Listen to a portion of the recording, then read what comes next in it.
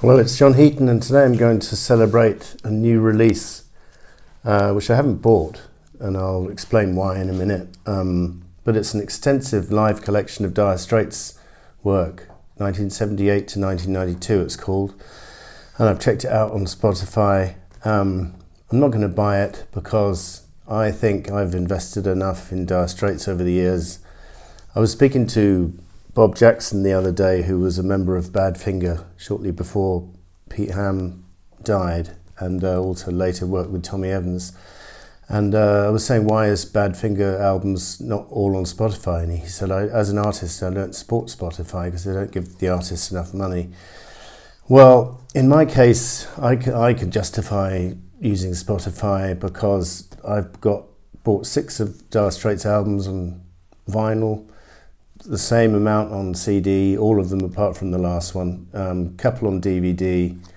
So if you get an expensive box set like this, the best way I'm going to check it out is online, and I'm not going to fork out. If they'd released the unreleased bits as a standalone release, I might have considered it, because I'll come to that. There's some very interesting stuff on this in this release. I mean, basically it's the Alchemy album, which was 1983, with expanded tracks, and then it's the On the Night 1992 concert with expanded tracks, and then they've got the BBC sessions from 1978, which has been released, I understand, on a Record Store Day release, but I didn't ever see it.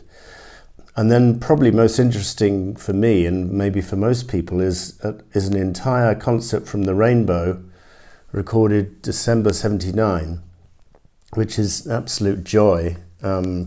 So the reason I became aware of this is, and this is the kind of thing you need in January, because January is a pretty depressing month, as we all know. So I got a message from my good friend John McPhee in the States saying I've been listening non-stop to the new Dire Straits live release, and I said, what's this? I didn't even know about it. And he told me about it, and so I went that evening. I just listened to at least half of it. I didn't listen to the 92 concert because I kind of think, one can have enough of Dire Straits live, but the early stuff is absolutely brilliant. I never really listened to Alchemy much, if I'm honest.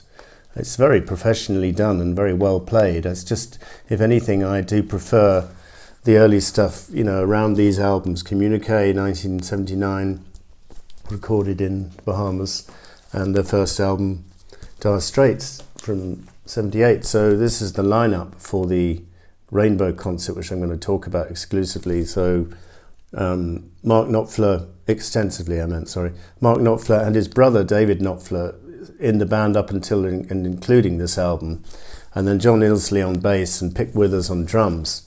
Now, just before I go through some of the material on the box set, just want to say that it's quite fascinating that even before this concert in the Rainbow was released, Mark Knopfler and Pick Withers had already guested on Bob Dylan's Slow Train Coming album, which had released in August of that year. I understand that Dylan was recommended, or sort of someone told him about Dire Straits, and he caught the last concert of the 79 tour of the US in Los Angeles in March of 79, and he was so impressed he went backstage and said, would you play on my next album? And Mark Knopfler agreed. So that's great. Now, just before I get to the Rainbow concert, I just want to talk about the BBC sessions, because it's basically, they're going through every single track from the first album, basically. It starts off with Down to the Waterline, Six Blade Knife, Water of Love, Wild West End, Sultans of Swing, Lions. And then there's an unreleased track called What's the Matter Baby, which I think they probably decided not to record in the studio because it's a little bit too similar to Sultans of Swing.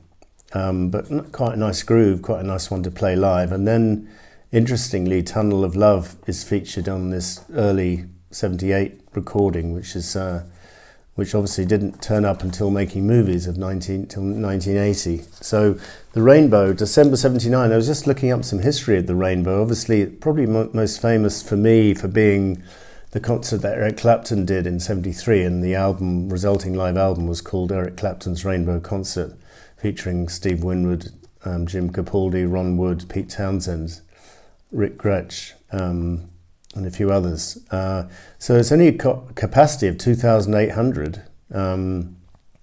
It was built in 1930. It's a listed building today. It was a cinema for a long while, then became a music venue in the 70s, and then a boxing venue in its later days, and now it's owned by the Universal Church of the Kingdom of God. And the actual cinema the venue was closed in 1982, and then I guess the Church of God took it over after that.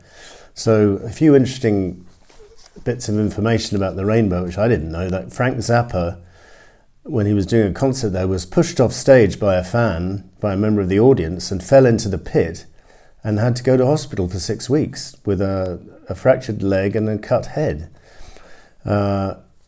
David Bowie played there on his Ziggy tour, 72, Van Morrison, Genesis, Dr. John, Deep Purple, Stevie Wonder, Queen, Fleetwood Mac, Bob Marley, Elton John.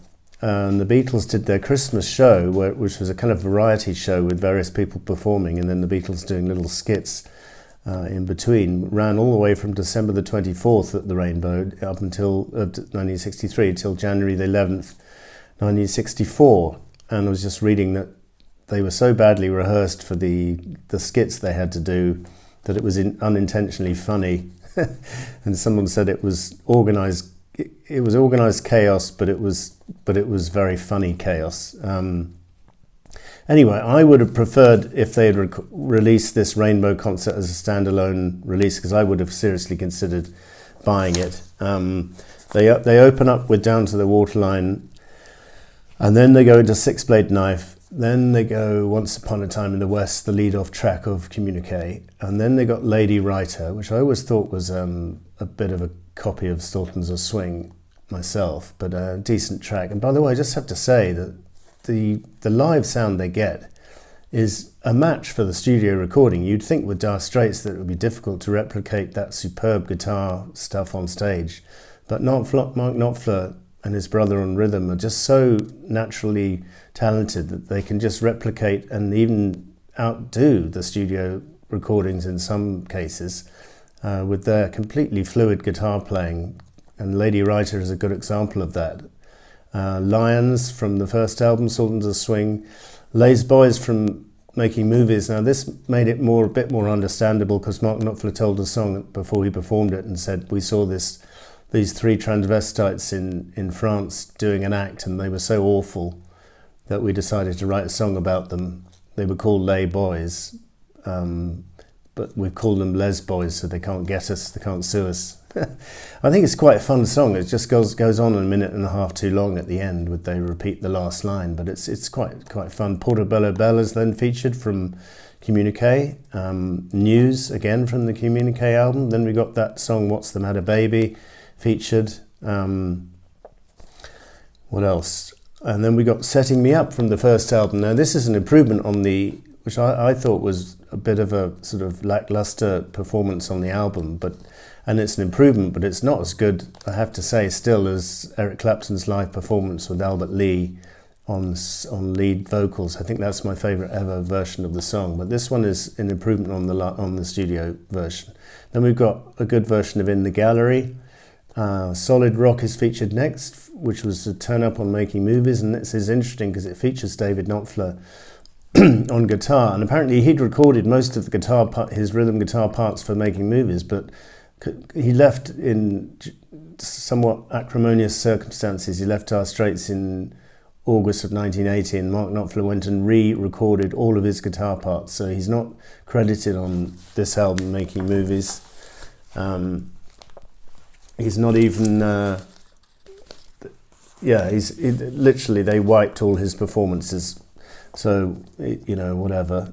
Southbound again is featured again. I think it's a superior version to the album. Where Do You Think You're Going? That superb moody number from Communique, and I love the way it picks up the tempo towards the end of the song. And a good version of Wild West End.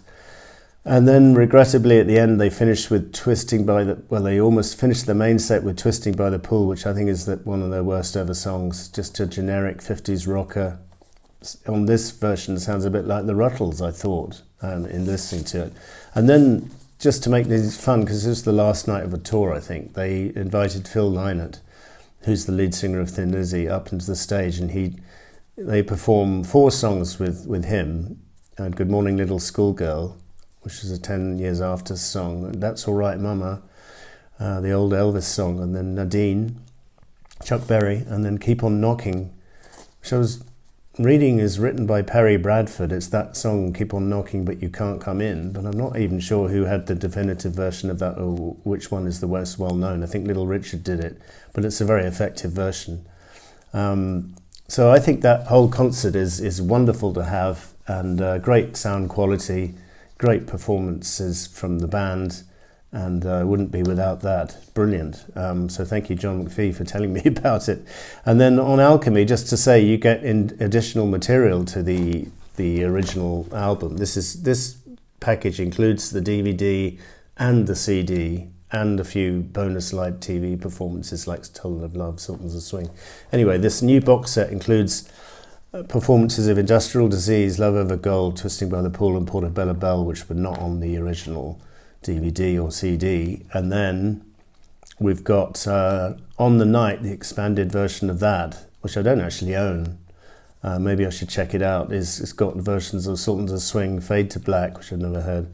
When It Comes to You, which I've never heard either. I Think I Love You Too Much. All these unreleased tracks, I don't think well, they're not unreleased. They probably come from the last album, which is probably why I'm not familiar with them. Two Young Lovers, Tunnel of Love, Telegraph Road. Those are all on the expanded version of On the Night. So I think the CD is retailing for about just under 50 quid, the CD box set, and then if you want to buy it on vinyl, we're talking 200 quid. So I think, again, it's just not worth forking out that money for stuff we already have to a large extent anyway. And I'd be very interested in the Rainbow concert in isolation, but I'm not willing to fork out that money just to hear it as part of a box set. So that was Dire Straits. It's available now. I think it's available, as I said, on vinyl and CD. You can go out and buy it if you want, or you can just check out Spotify or whatever your streaming platform is, and it's there to be enjoyed. So thank you for watching. See you next time.